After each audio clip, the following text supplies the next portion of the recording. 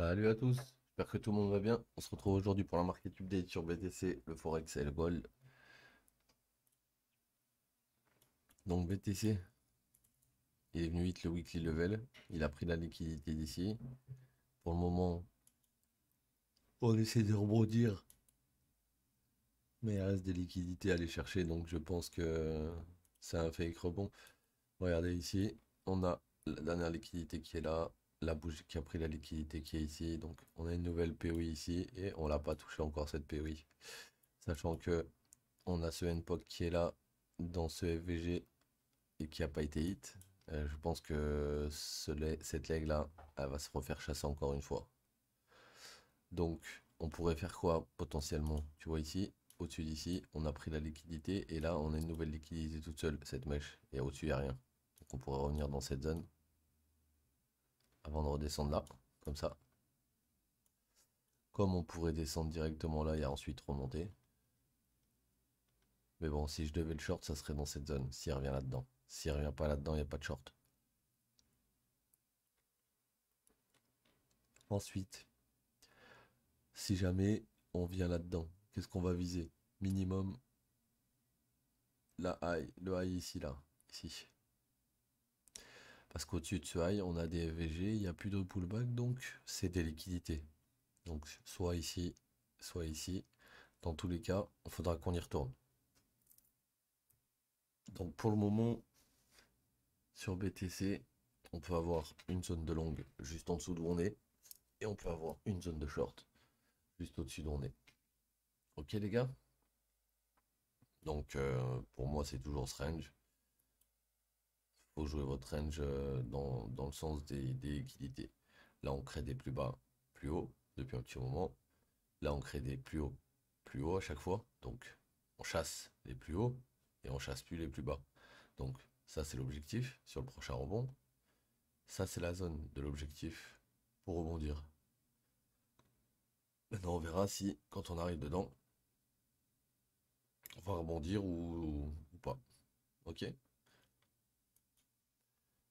Euh, Donc, on a fait le BTC, on va aller voir le Forex maintenant.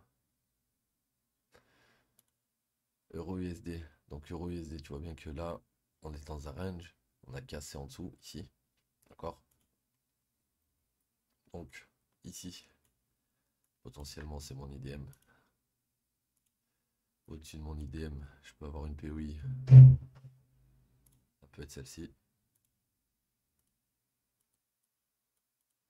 Et au-dessus de ça, on a une dernière POI qui peut être là. Voilà. Donc, deux possibilités. Soit on remonte ici et on redescend. Soit on remonte ici et on redescend ici. Comme pour ici. J'avais ma zone ici. On est venu dedans, retracement. Et après, on est revenu chasser tous ces highs avant de retracer. Donc, pour ce mouvement, là c'était mon IDM. Au-dessus de l'IDM, on avait une POI qui était là, on est redescendu. Et ensuite, on est remonté au-dessus de l'engineer liquidity pour prendre la liquidité. Et ensuite, on a drop. Donc, pour l'euro USD, on est dans ce range qui pour le moment a été briqué vers le bas. Et là, on a retesté la valeur à l'eau. Donc, si jamais 1,09 440, on vient le récupérer en support, on pourrait retourner à 1,09 755 et 1,10 275. Ok? Ça, c'est les targets pour le long.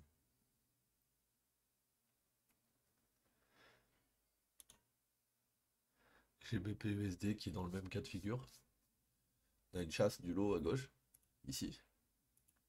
Si on regarde ici, ce mouvement, il a commencé de tout là-haut. Quand on a rebondi, on a créé ce high. Donc on a ce high intermédiaire qu'il faut garder. Il ne faut pas le perdre. Donc là, qu'est-ce que je vois? Bah, je vois ça.